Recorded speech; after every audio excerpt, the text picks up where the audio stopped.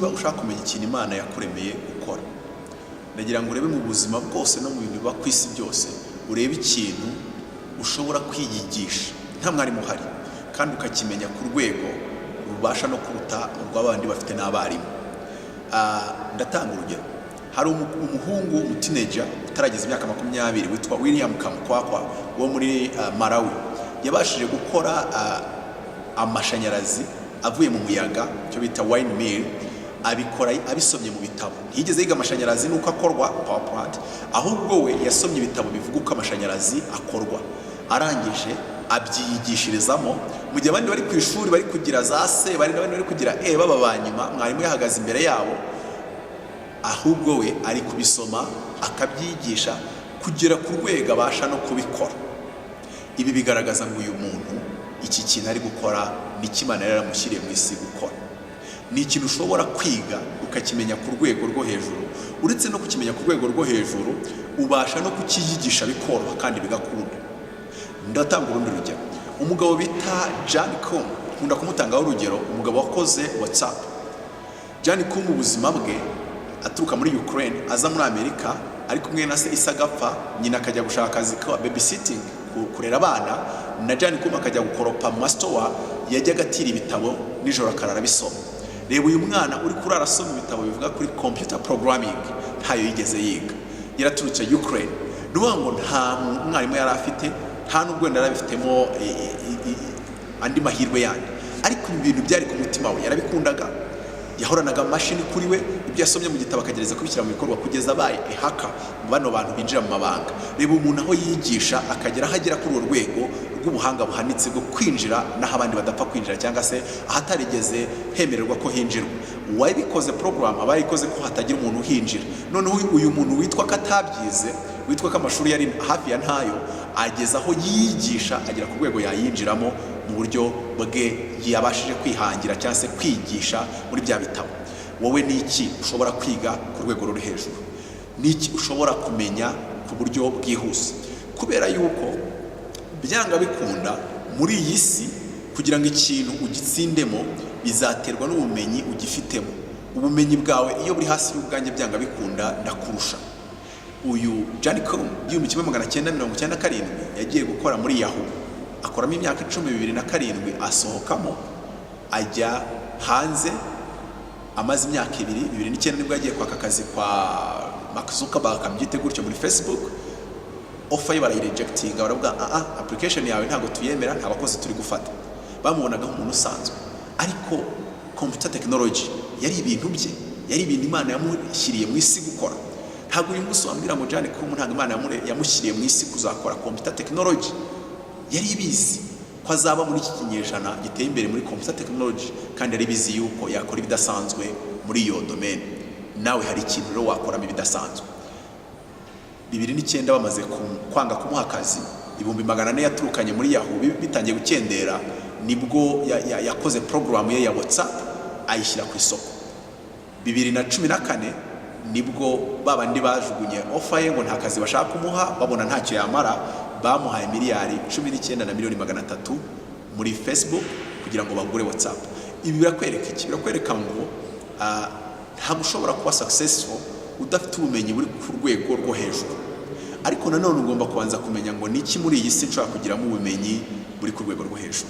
Ntabwo ari ikintu cyaricyo cyose wagiramo ubumenyi buri ku rwego rwego. Reba rero icyo kintu ushobora kwiyigisha. Reba icyo kintu iyo uri mu kiga ubundi uri kumenyamo n'ibirenze abandi. Ndaguha urugero rworoshye. Umuntu ufite impano yo kuzaba umupianiste ukomeye, cyangwa se umuntu ukina piano mu buryo budasanzwe, urabizi ko ari biri mu bintu bikomera, aho usanga umuntu kugira ngo abe ku rwego rw'isi champion ashobora kuba yarapracticinze nk'imyaka 20 kandi umunsi ku wundi akoresha amasaha menshi muri practice. Ariko kugira ngo uzabone uwo muntu ugera kuri urwo rwego, iyo umukurikiranye mu bwana bwe cyangwa mu gutangira kwe, ushobora gusanga ibintu abantu bigaga kuri piano mu gihe cy'amezi 3 we abyiga byibuza mu minsi 5. Ndetse rimwe na rimwe ugasanga bimwe arabireba bari kubikora agahita byiyigisha. Kwandika ibitabo nta muntu ugeze abinyigisha, kandi nanditse ibitabo bigera mu 8, kava nkazikorera byose nkabyitegurira, igitabo kikarinda gisohoka. Suko wenda biba bidakenewe yuko umuntu akoresha professionals muri uwo mwuga, ariko hariho nubwo bushobozi bwo kwiyigisha. nawe rero ukeneye kujya muri cya kintu kitaguha imbibi iyo ugiye kwiga. Niba ushaka gutsinda navuga ngo iga cya kindi gihuye n'ikimana yakuremeye kuzakora mu isi. Nimba amaze kujya muri cya kintu Imana yakuremeye gukora mu isi, ntuzategereza ko mwarimu akwigisha byose. Azakwigisha kimwe, nagaruka ahubwo uzumubwira n'icya kabiri, akwigisha icya gatatu umenye n'icya gatanu. Ibitabo birahari, library, usoma nicyo bimara. Umwarimu wakwigisha nimba yarasomye ibitabo 10, wowe nusoma ibitabo 50 uzaba wamusumbye. Iyi si ntabwo iri guha amahirwe abantu bafite diplome nyinshi. Abantu benshi mu bihugu bimwe na bimwe cyane cyane bikennye bakunda guha agaciro ibipapuro. Ndi doctor, mfite maîtrise, mfite bachelor, ariko iyi si iri guha amahirwe umuntu ufite ubumenyi burenze ubw'abandi bafite.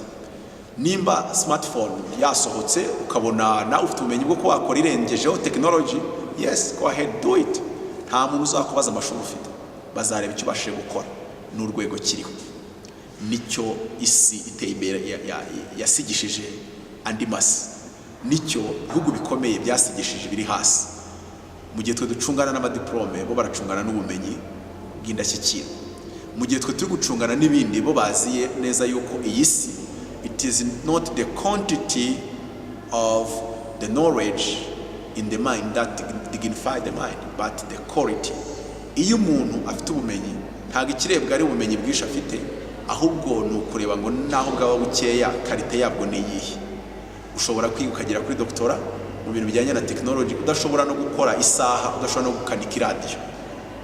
Ntibizagutangaza umuntu wize iryo koranabuhanga mu myaka 6 ya segonderi gusa, asigaye ari kuvugwa ku mbuga zose, ku mateleviziyo yose, kubera ko yabashije kuvumbura no gukora ibidasanzwe. Ubumenyi nabwo buri mu kintu kitwereka ikimana yaturemeye gukora. Niyo mpamvu amwe mu makosa akomeye dukora mu isi ni ukwiga ibintu bidahuye n'ikimana yaturemeye gukora mu isi. Twamara tukazashaka gukora cya kintu Imana yaturemeye gukora tutabifitemo ubumenyi. Ariko niba byibuze uri mu kintu cyawe, biroroshye kuko n'ubumenyi ushobora kubushaka nta mwarimu. Maze kurangiza construction engineering, maze kumenya ikimana yandemeye, natangiye kugikora. Ntabwo ari ngombwa ngo ubanze ube perfect, ubanze ube great to start. Ntabwo ari ngombwa ngo ubanze ube umuhatari kugira ngo ubone ubutangira. Oya, tangira ahubwo nibwo uzaba umuhatari. Tangira nibwo uzaba great. Greatness comes by performance, by doing. Ntabwo umuntu aba umukinnyi w'ikirangire nka ba Cristiano cyangwa se n'abandi batandukanye ba Messi kubera yuko yaje mu kibuga cyangwa se yagiye mu academy ari uko ari kuri rura rwego, ahubwo ko yamenye ko ibintu ari ibye, kubera yuko yamaze kubyitoza ku rwego runaka ajyamo, ibindi bikaza arimo abikora. Navuga ngo rero ikintu numara kumenya ko ari icyawe, gishakemo ubumenyi bushoboka bwose, kuko icyambere ufite ubushobozi bwo kububona. Ntabwo nshobora kwandika ibitabo bikomeye kandi bikunzwe biri mu bwenge nk'uburi kumva ntasomye ibindi bitabo, ntabanje gutekereza, ntabanze gukora research. Biravuze ngo kuko ari ibintu byanjye birananyorohera, nagira umwarimu ntamugira, najya ku internet nakora research. William Kamukwako arasoma ibitabo agakora amashanyarazi, abandi bakajya mu ishuri bikanamunanira kuba yateranya amashanyarazi yagize pane mu nzu. Bigaragara ngo ubumenyi nabwo bugira iyo buke. Nta muntu uswa uba ku isi, ahubwo habaho guhitamo nabi. Nta muhanga ubaho, twese turabaswa kandi twese turabahanga.